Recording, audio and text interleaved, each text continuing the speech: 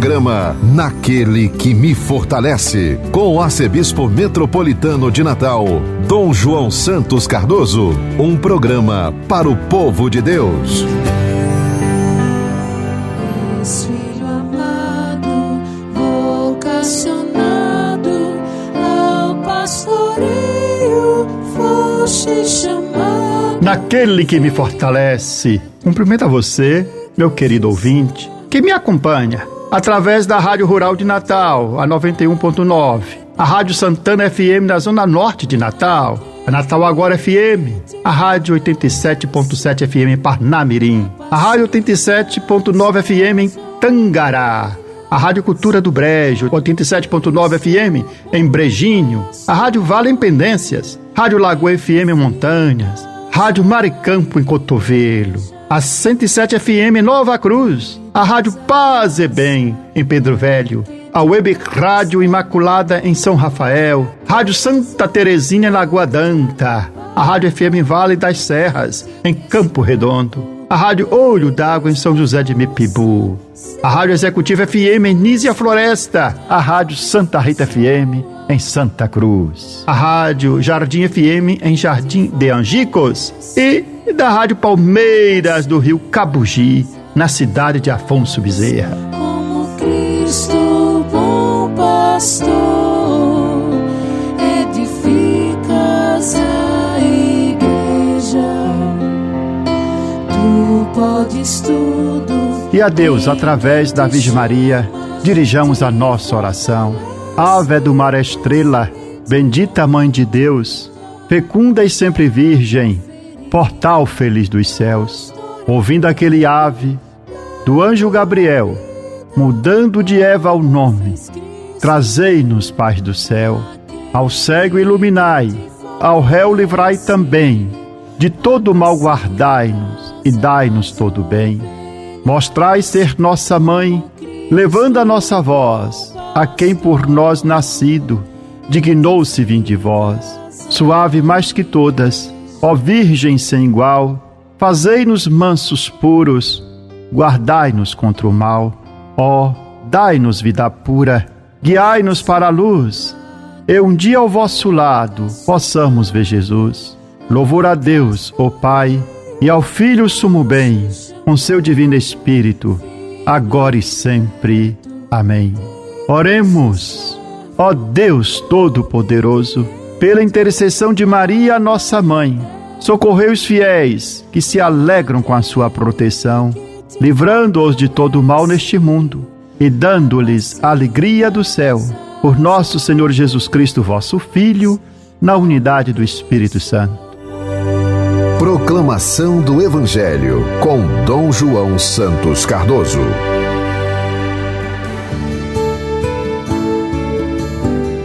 Neste 25º domingo do tempo comum, o Evangelho proclamado em nossas liturgias é o Evangelho segundo Marcos.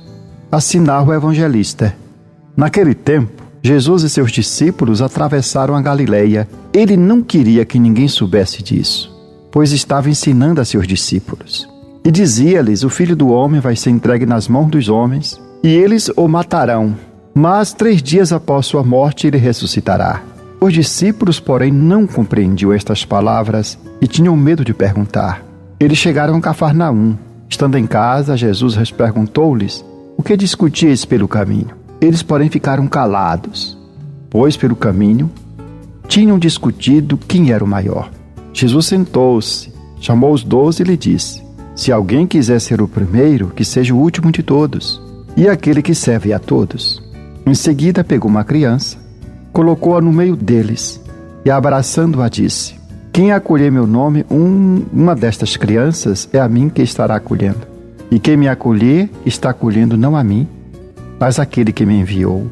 Palavra da salvação, glória a vós, Senhor.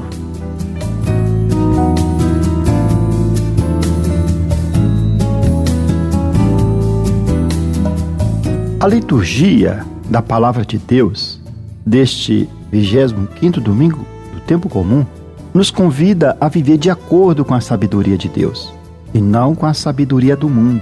A primeira leitura, que é do livro da sabedoria, nos adverte que quem vive de acordo com a sabedoria de Deus pode experimentar o ódio do mundo. Isso, porém, não deve intimidar a pessoa a buscar viver de acordo com a sabedoria de Deus, que, segundo São Tiago, somente ela pode nos conduzir ao encontro da vida plena. E é claro que uma vida conduzida de acordo com a sabedoria de Deus nos dá felicidade. Uma vida conduzida de acordo com os critérios do mundo, geralmente pode nos dar alguma satisfação imediata, mas não nos traz a paz. E o Evangelho coloca em confronto uma vida pautada segundo a sabedoria de Deus e a sabedoria do mundo. O que nós encontramos? Ou onde nós nos encontramos? Com Jesus, que faz de sua vida uma doação, ou com os discípulos que lutam pelo poder? Dois tipos de sabedoria. A de Deus nos apresenta uma vida doada. Sabedoria do bem do mundo age em termos de perspectivas da dominação, de quem disputa espaços para a conquista de poder. Jesus, movido pela obediência ao Pai, está disposto a percorrer o caminho da cruz e fazer da sua vida um dom de amor aos homens. Os discípulos, marcados pela lógica do mundo, têm dificuldade em compreender a proposta de Jesus. Ele os avisa, contudo, de que só há lugar na comunidade cristã entre os que são seus discípulos para aquele que escuta os desafios que Deus lhe propõe e aceita fazer da vida um serviço aos irmãos, particularmente aos mais humildes, aos pobres, aos pequenos. O Evangelho, segundo Marcos, que escutamos, divide-se em duas partes. Na primeira parte, Jesus faz o segundo anúncio da sua paixão, da sua morte e também ressurreição. As palavras de Jesus denotam tranquilidade e uma serena aceitação da cruz, que irá concretizar-se em Jerusalém. Jesus recebeu do Pai a missão de propor aos homens um caminho de realização plena, um caminho de felicidade. Foi para isso que Deus nos criou, e Ele vai fazê-lo, mesmo que a realização passe pela entrega da vida. De fato, assim Nosso Senhor já nos ensinou. O grão de trigo, para realizar-se plenamente e manifestar toda a sua potencialidade, precisa morrer. Só assim ele deixa de ser grão, transforma-se em uma planta e produz fruto. Igualmente nós, toda a potencialidade se manifesta quando, como um grão de trigo, morremos para nós mesmos para que o nosso potencial se revele e assim possamos trazer vida aos outros. A serenidade de Jesus, quando ele fala da cruz, sem ressentimento, sem medo, vem de onde? Vem da sua total obediência à vontade de Deus. E isso lhe deixa muito seguro. Diante do anúncio da paixão que Jesus faz, os discípulos ficam em silêncio. Eles não entendem a linguagem de Jesus e, por outro lado, têm medo de perguntar, de interrogar o Senhor. As palavras do Senhor são claras. O que não é claro para a mentalidade dos discípulos é porque o caminho do Messias tem que passar pela cruz. Isso não é claro para eles, porque eles tinham uma perspectiva diferente do Messias. Esperavam um Messias que fosse restaurar a monarquia davídica. Esperavam um Messias em termos políticos, a semelhança do imperador de Roma, a semelhança dos reis de então. E não imaginava que o Messias ia realizar a redenção de Israel através da doação de si, pelo dom da sua vida. A morte, na perspectiva dos discípulos, não poderia ser um caminho para a vitória. Não conseguiu entender como é que a cruz, nela reside a vitória. Intimamente, portanto, eles discordavam do caminho que Jesus escolheu seguir, porque achavam que o caminho da cruz é um caminho de fracasso. Mas, contudo, apesar de discordarem de Jesus, eles não se atreviam a perguntar, não atreviam a criticá-lo. E a segunda parte do Evangelho nos situa em Cafarnaum, na casa. E a cena começa por uma pergunta que Jesus faz aos discípulos: o que vocês discutiam pelo caminho?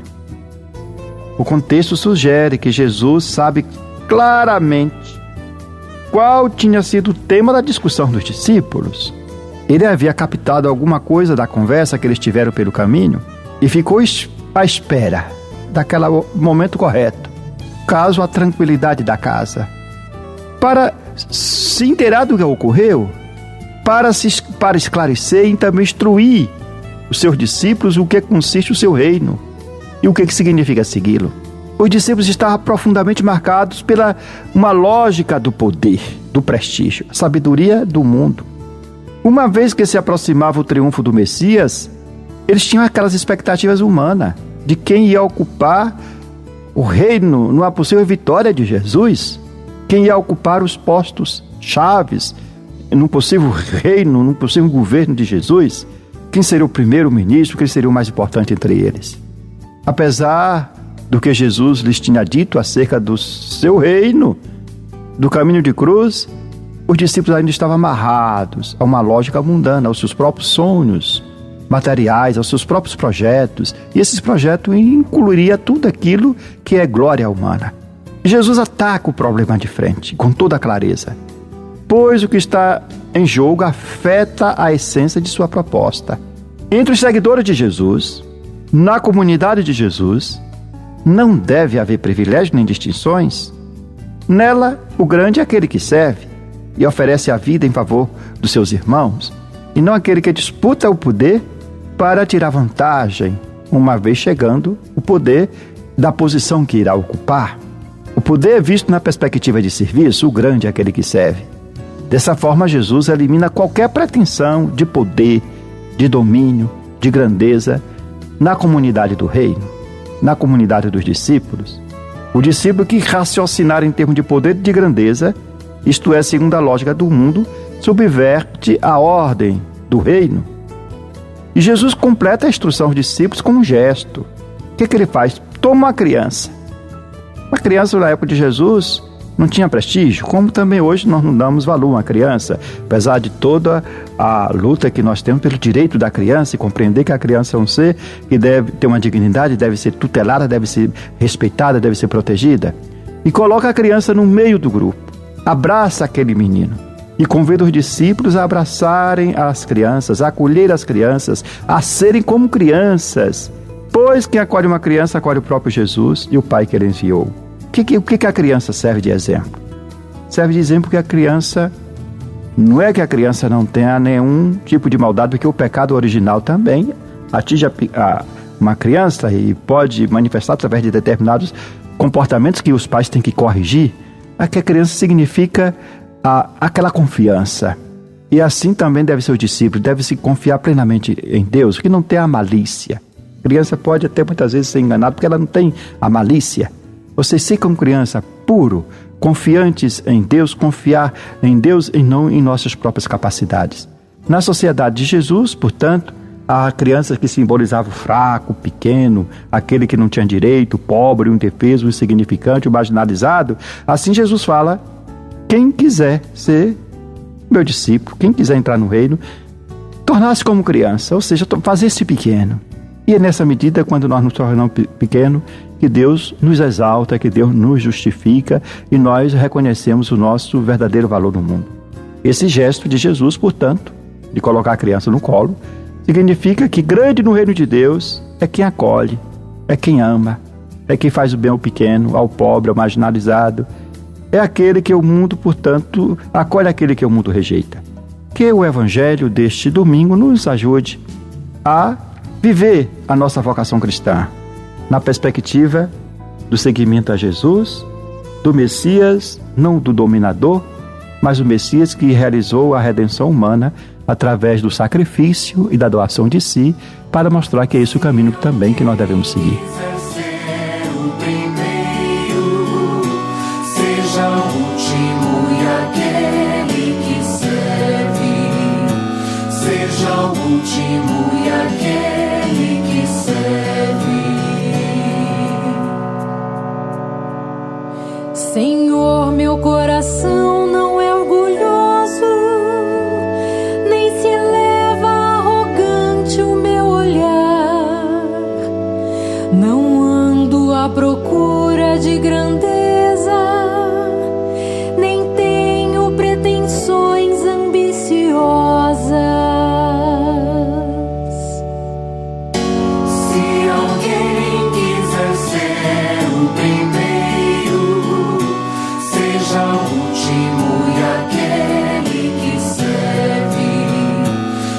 seja o último e aquele que serve.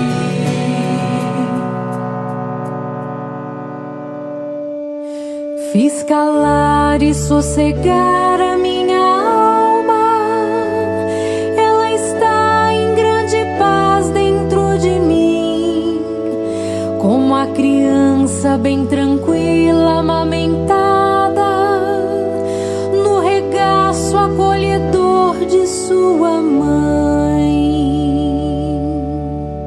Se alguém quiser ser o primeiro, seja o último e aquele que serve. Seja o último e aquele que serve. Você está ouvindo Naquele que me fortalece, com Dom João Santos Cardoso. Palavra que evangeliza.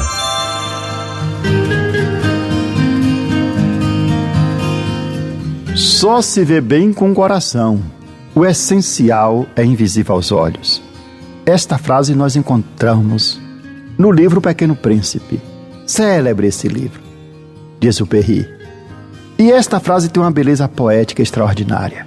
Ela, de certa forma, é atemporal e provoca reflexões, porque nos desafia a olhar além das aparências. Humanamente falando, nós nos detemos nas aparências, e as aparências enganam, a fim de ter uma outra perspectiva e considerar o que realmente tem valor e que geralmente não aparece à primeira vista. Assim, essa frase também nos faz lembrar de uma passagem das Sagradas Escrituras, quando Samuel foi encarregado de ungir um novo rei para Israel. Ao chegar à casa de Jessé, Samuel ficou impressionado com o porte físico de Eliabe. Estava prestes a escolhê-lo como rei. Deus o deteve quando lhe diz: o Senhor não vê como homem, pois o homem vê o que está diante dos olhos, porém o Senhor olha para o coração. Daí compreendemos, só se vê bem com o coração, e só se vê bem quando olhamos também para o interior, para o coração. De forma que este versículo bíblico nos reforça também a ideia de que a verdadeira essência não se confunde com as aparências, mas repousa em atributos mais profundos, como a bondade, a sinceridade, a virtude. O escolhido rei de Israel foi Davi, um garoto que nem se encontrava naquele momento entre os filhos de Jessé. E Davi não tinha um porte físico de um guerreiro, mas ele tinha outros valores: a perspicácia, a sagacidade, a integridade, a coragem. E assim foi escolhido por Deus. Há o filósofo grego Platão, que ele faz a distinção também entre essência e aparência. Segundo Platão, o que aparece não é a realidade, o que aparece é a ilusão. A essência esconde-se atrás da aparência e dá fundamento ao que aparece. Daí é uma ilusão tomar aquilo que aparece como se fosse toda a realidade. Agora, como chegar a conhecer aquilo que fundamenta a realidade, o que não aparece? Algo como disse Santo Exupéry. Para Platão é o amor. Exupéry fala: só se vê bem com o coração. É o amor. O que faz o amor para Platão? O amor, ele parte daquilo que aparece. O amor, esse eros, é o impulso.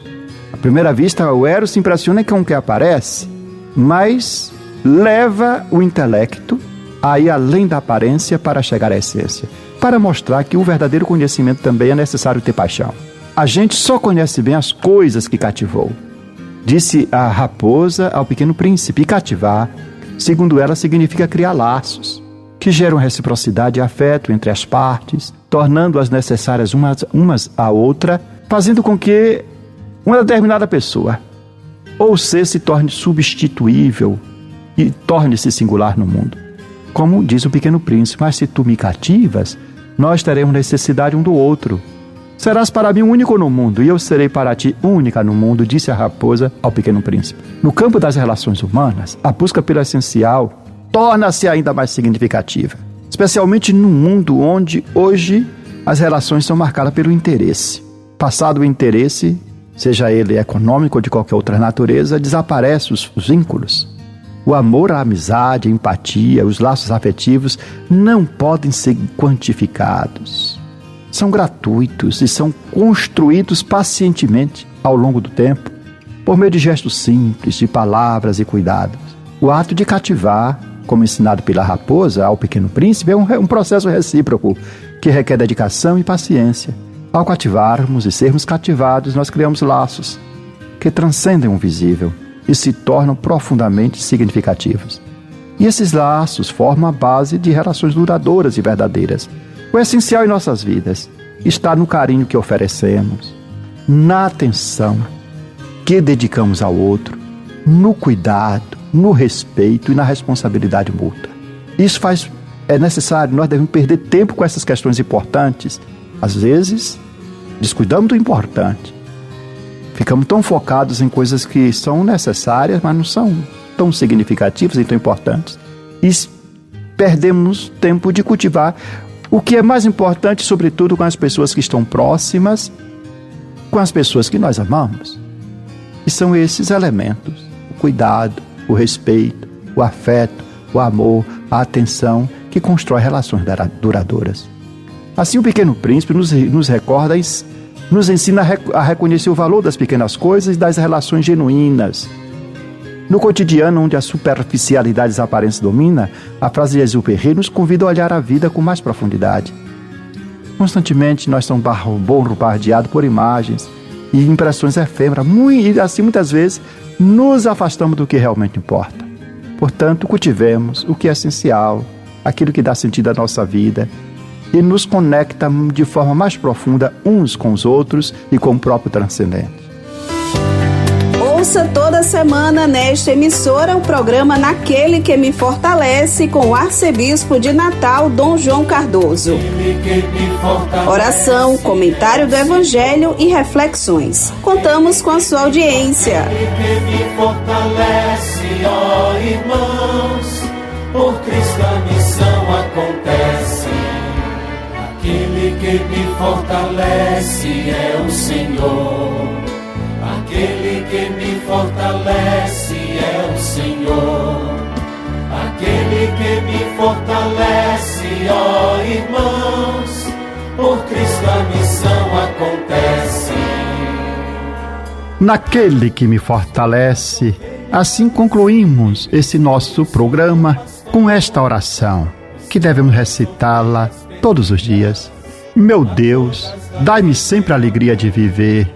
Dai-me força para superar qualquer obstáculo. Não permita que eu me sinta fracassado.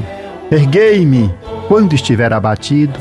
Libertai-me quando estiver oprimido. Sustentai-me para que eu não caia em nenhuma tribulação. Que não falhe jamais minha fé em vós. No meio da tempestade, quando tudo parece perdido, minha fé esteja sempre ligada a vós. Senhor, meu coração confia em vós, porque sois fiel a mim e em todos os momentos. Amém. Eu sou o pão que dá vida, o pão para um mundo novo, que nutre, alimenta e sacia o caminhar do meu povo. Seja bendito o nome do Senhor, agora e para sempre.